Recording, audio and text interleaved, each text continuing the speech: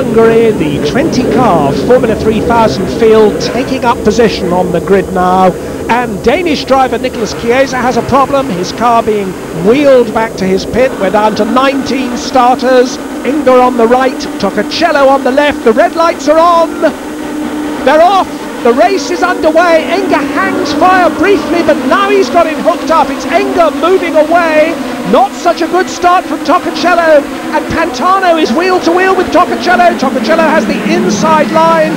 It is Toccacello who's in second place. A spinner there, that's Rob Nguyen, who got touched by somebody behind him. He spun harmlessly onto the outside, didn't take anybody else with him, but it's Thomas Enga from Toccacello, from Pantano. Maurizio is fourth. Then it's Riccardo Speraffico and Sebastian Bourdais, and somebody's wing flying off there in the middle of the pack. I didn't see whose it was. I think actually it was Maurizio. Maurizio has lost the right-hand front portion of his wing, and not surprisingly there's a big queue lining up behind him. Just as Pantano has a go at Toccacello for second place, it didn't come off. It's still Pantano third, Maurizio still in fourth place with his big queue behind him. Riccardo Speraffico, Bourdais, Bjorn Wertheim is there, Haberfeld, Montero and Freisacker. But Thomas Enga has definitely made the break. There's one red car there on its own, then the two red cars of the Coloni pair, Toccacello and Pantano in second and third place. And here comes Riccardo Speraffico.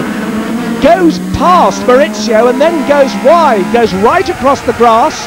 And look at Maurizio struggling with that ill-handling car, locking up brakes. But Riccardo Speraffico went wide and went off. He's dropped way back. And Maurizio still somehow hanging on to this fourth place, but I think that's Bourdais that he's got right behind him now, and Bourdais lining up to pass him as they come over the start-finish straight, down to the first corner. It's still Maurizio locking up brakes once more, and Bourdais does go through on the inside quite easily as Maurizio goes wide.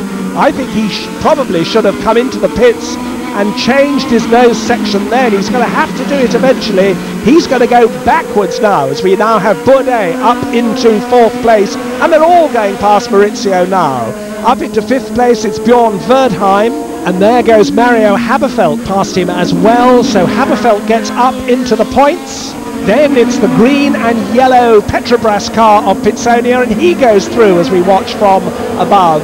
And now we have a replay of the start. We're riding with Sebastian Bourdais, the current championship leader, and he has to go right over to the left of the road because Speraffico in front of him makes a bad start. Then Speraffico comes back again. They're so nearly touching with these fragile front wings. That is Nguyen getting a little tap from behind and spinning harmless to the outside, and that was Riccardo Speraffico's moment, which took him all the way across the gravel and dropped him way back as Bourdais goes through.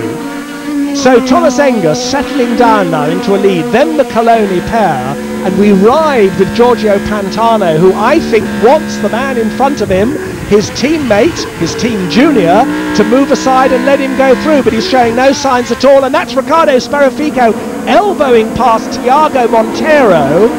Speraffico, who had that moment earlier, and then is working his way back up the field and doing so in a pretty brusque and untidy way. But the fastest man on the racetrack at the moment, there's the confirmation, is Enrico Toccacello in second place. Not only is he not allowing his teammate Giorgio Pantano to get near him, but he's actually closing fractionally on the leader as we see once more Riccardo Speraffico trying to make up more places, that time on the Austrian Patrick Freisacker, and actually not doing it very well and running wide. And that's his brother Rodrigo Speraffico getting it wrong and spinning. But look at this is Pantano right on the tail of Toccacello now. The battle between the Coloni teammates, and we ride with Pantano.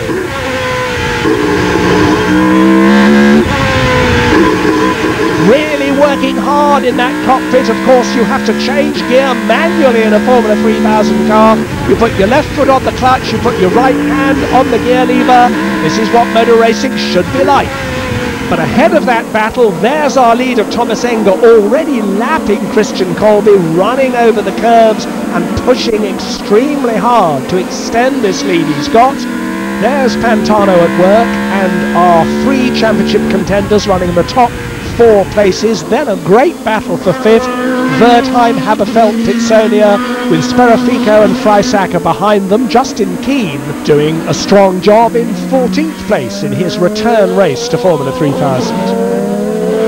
But Thomas Enger looking very, very strong indeed. And Pantano, having made that charge, has slipped back again into a more distant third place, not able to get close to Toccocello. I wonder if he's on the radio to the Coloni pit saying, tell that man in front to let me by, I need these championship points. But this isn't Formula 1, it's Formula 3000, every man for himself. That's Bjorn Wertheim, who is Thomas Enger's teammate, a rookie in Formula 3000 this year, and certainly the discovery of the year. He's been going extremely well in his first season, running ahead of Mario Haberfeld, who must be now in his 4th season in Formula 3000. And of course, always in this formula, all the cars as identical as they could possibly be. The same chassis, the same tyres, the same engines. And this is a battle between Freisacker, the Austrian, and Tiago Monteiro, the Portuguese. We're riding looking back from Freisacker's car, and Monteiro getting closer and closer all the time. The one place he can really get a run on Freisacker is if he gets very close into the slipstream run. The long final right-hander gets tucked in as they go down the long start-finish straight, and then tries to get him going into turn 1. But through these twists round the back, all he can concentrate on is just staying close enough to Freisacker to be able to profit from any mistake. That is Haberfeld locking up his left front wheel under real pressure now from his two fellow Brazilians, Pitsonia and Riccardo Sperafico, and running wide. I should think he's really punished his tyres, as now Monteiro gets very, very close indeed on the outside, locks up his wheel and can't get alongside Freisacker. Got so close down that long straight, just as we were saying, left his braking as late as he could, but Freisacker was protecting it on the inside, making Monteiro go all the way around the outside, and he had to leave his braking so late that he locked up and had to drop in behind. So now he's got to do the whole thing again. He's so close to him as they go up the hill, round that long, long right-hander at the top of the hill, and then down into the twisting, tight chicane. Oh, and he's hit him! He's hit him very hard, and it's Monteiro whose front wing is damaged. I don't know if there's any damage to the back of Freisacker's car, but Monteiro's car certainly is damaged. His front wing all awry, and that means he's bound to have to come in and stop. These cars have no front grip without their front wing. We see it again. It was a pretty big thump. In fact, both cars getting wheels off the ground under the impact, but Freisacker carries on, and Monteiro now surely is on his way to the pits. Here it is from another angle, and you see Monteiro just got on his brakes too late, bounced across the curb, clouted the back of Freisacker's car, and his front wing is well and truly awry, which means that Baumgartner in the red car and Derek Hill are both able to go by, and now he's in the pits. In comes Monteiro for his new nose section. Once more, Haberfeld locking up wheels in his efforts to keep these two Petrobras cars behind him. Pitsonia right in his mirrors, and Riccardo Sperafico following on, keeping very, very close indeed. That's the battle for the final championship point of the race. And here's Freisacker with a big queue behind him now. Zolt Baumgartner and Derek Hill closest to him. And it may be that in fact Freisacker's car was in some way slightly damaged by that impact at the back, because he seems to have lost a little bit of momentum as we watch Thomas Enger with masses of momentum comfortably in the lead now. Almost empty mirrors, 4 laps left to run. The red car behind him, almost at the other end of the straight, is Enrico Toccocello, and then comes the third red car of Giorgio Pantano. And that's Mario Haberfeld's car stationary with its rear wing off, one of the Petrobras cars behind it. In fact, that's Pitsonia. Pitsonia abandons his car in the middle of the track, runs towards Haberfeld. Haberfeld now getting out of the car. I don't know what happened there, but Haberfeld pushing Pitsonia away rather angrily. There are marshals on the track trying to move Pitsonia's abandoned car as the battle for 9th place comes through. Oh, and Derek Hill's hit the crashed car. I don't know how those marshals got out of the way, but that was a potentially tragic moment. The marshals trying to move Pizzonia's car, the yellow flags waving, the 9th place battle came through, and somebody spun. That's Rodrigo Sferifico just getting underway. The safety car is coming out, and I should absolutely think so. We see it, well, this is the accident itself, and look at Haberfeld's car turning over and over and over in front of both the Petrobras cars, and Riccardo Sferifico squeezes past. Fortunately, Haberfeld's car lands on its wheels. Pizzonia is pushed angrily away by Haberfeld, and with Pizzonia's car still in the middle of the track, the rest of the field come through. Derek Hill spins, and how those marshals were able to dodge out of the way. Montero squeezes through on the grass. That was a potentially dreadful accident, and I'm very happy to say that the marshals seem to have escaped absolutely unscathed. Well, in the very closing laps of this race, we've now got the safety car out. Everybody has bunched up, of course, and in fact the light's off now on the safety car's roof, which means it will pull off at the end of this lap, and then we're going to have a one-lap sprint to the finish. They're coming over the start-finish line. The race on again. Thomas Enger controlling it very nicely from the front, makes sure that he is just out of Toccacello's reach.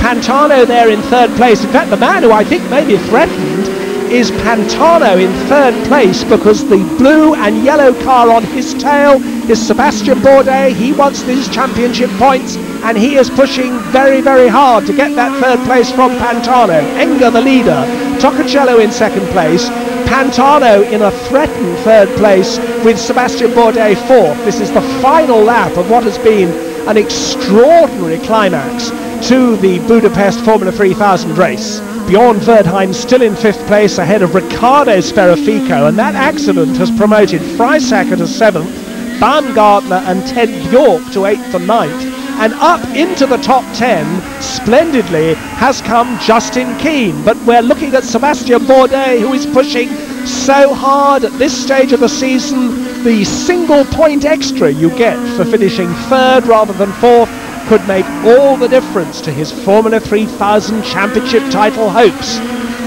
And he's getting so close as they come back down the hill. They've just got the few twists before they come to the final long right-hander, which will take them onto the start-finish straight. Thomas Enger is almost there, and they're coming now into our sight and towards the checkered flag. There is Thomas Enger. Thomas Enger wins a great victory in Hungary. 2nd is Toccacello, 3rd is Pantano, who does hold off the Frenchman Sebastian Bourdais. And Bjorn Verdheim, some more points for him, he is 5th, and Riccardo Sferifico finishes 6th. So that's 4 wins for Enger this season, best ever result for Toccacello, but Pantano irritated at not being let through by his teammate to claim what could be vital extra points. It was very quickly in the first few laps, but my teammate didn't make any help, and I just decided to stay there and finish third. The race was easy for me. The car was perfectly set up, and I was driving well as well, so I was happy for I'm happy for, of course, for the result. And here's what the result does to the championship. The Czech now 2 points ahead of Bourdais. Pantano still in contention though. Ladies and gentlemen,